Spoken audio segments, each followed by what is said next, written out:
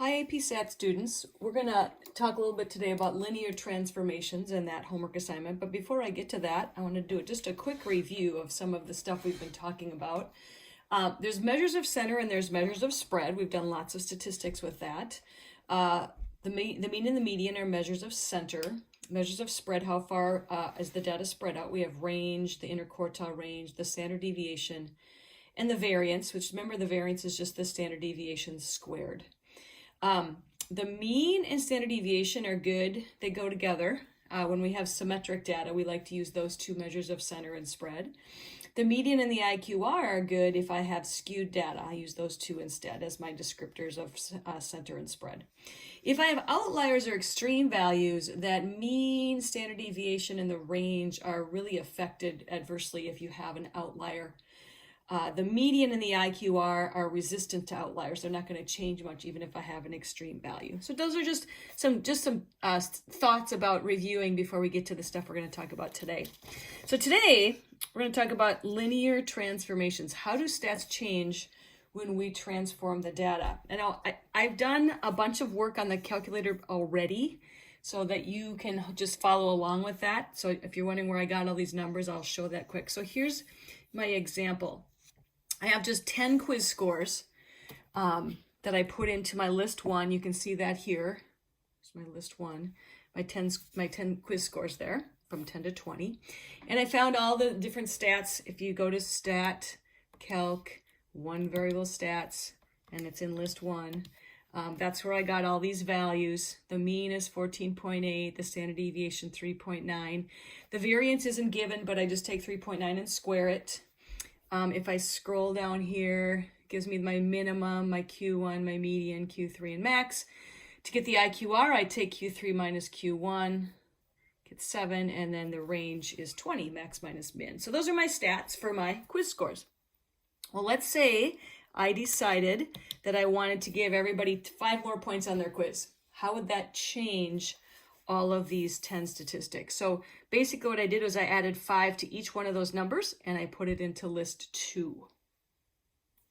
If I went to stat, calc, one variable stats for list 2, these are the stats I get. But rather than showing you there, I already wrote them down. So here are the new stats that I get when I add 5 to every quiz score. Let's see what happened. The mean went up by 5 because we added 5. The minimum went up by 5, Q1, everything over here went up by 5. I added 5. The mean did as well, but these measures of spread did not change. So the standard deviation is still 3.9, which means the variance is still 15.21. The IQR, 23 minus 16, is still 7. The range is 10. So that's interesting. So I added 5 to everything, and many of the stats changed by plus 5, but some of them did not. And I think hopefully you'll notice that these measures of spread were not affected by that addition.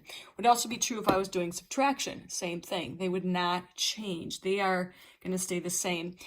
If you would have been in my class today, I would have used this really fancy graphic of my hands. So here they are. Let's say this is my data from 10 to 20. That was the spread of my data that I had, low to high. What I just did was I added 5 to all my data points. So do you see how the max and min and the mean and the median would have all gone up 5? But do you see how my hands did not change how far apart they were? So, it started here and I added 5. So that spread didn't change. That would be true for the IQR as well as the standard deviation, all those measures of spread. So adding doesn't change it. Well, what if instead I went ahead and multiplied all my stats by 2? So I did that on list 3. I doubled my original scores. I doubled times by 2. And I went ahead and got the one variable stats for that list. And I put these all right here. So that looks like the mean, when I multiplied by 2, the mean also doubled. All of these values doubled as I went through. And then let's take a look this time at the measures of spread. The standard deviation looks like it doubled. Variance is a little tricky. I'll come back to that. The IQR doubled. the range doubled.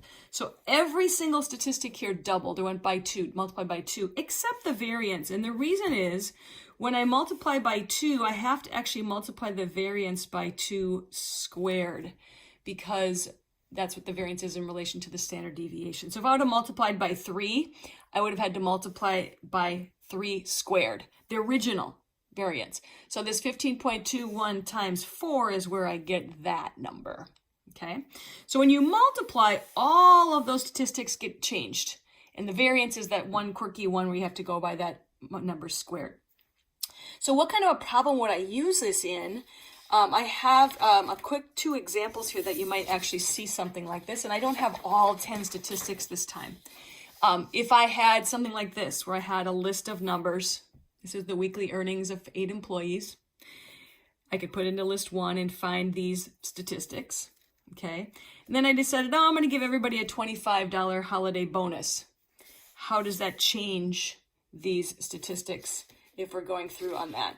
So if I gave everybody a $25 bonus, this is what happens. I've got them figured out here already, so I'm not going to write them in. But the mean original, my new one, adds 25. The median original, my new one, adds 20. Remember, because adding affects those. The range and the standard deviation would not change. So adding or subtracting to a set of numbers doesn't change your measures of spread. Here's another example instead with a multiply, and when we would ever use this. So here's heights of students. Put them in. I can get my mean. I picked some different numbers this time, max, IQR, standard deviation. And this time I'm going to convert their heights into inches. I'm sorry, from inches to centimeters. So I was going to do that. Change them to centimeters instead. Basically, that's saying I'm multiplying by 2.54 to all of these. What would happen then to our statistics? Well, the originals are here. These are the originals. And then if I multiply by 2.54, remember multiplying affects everything.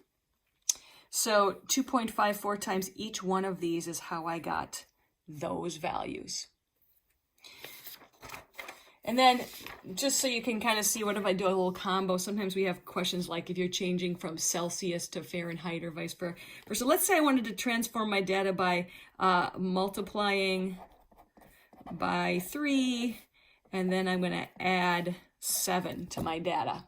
What would happen to all the statistics? Well, if the original mean, let's say I'm just making these up. If the original mean was 6, then the new mean would be 6 times 3 plus 7, because the mean gets affected by everything. If it was the standard deviation, though, and the original was 10, then what I'm going to do is I'm going to go 10 times 3, but I'm not adding 7. I'm just doing the multiply. One more. If it was the median, and the median was 11, I take 11 times 3 plus 7, because the median gets affected by all of that. And if I pick one more measure of spread, let's say it was the IQR. The IQR was 5, and the IQR would be 5 times 3, but I wouldn't add 7. So in summary, adding and subtracting to our data, remember my hands, doesn't affect the measures of spread. Multiplying and dividing affects all statistics, and the variance it affects by going to that multiplication squared. Hopefully that helps. Let me know if you have any questions.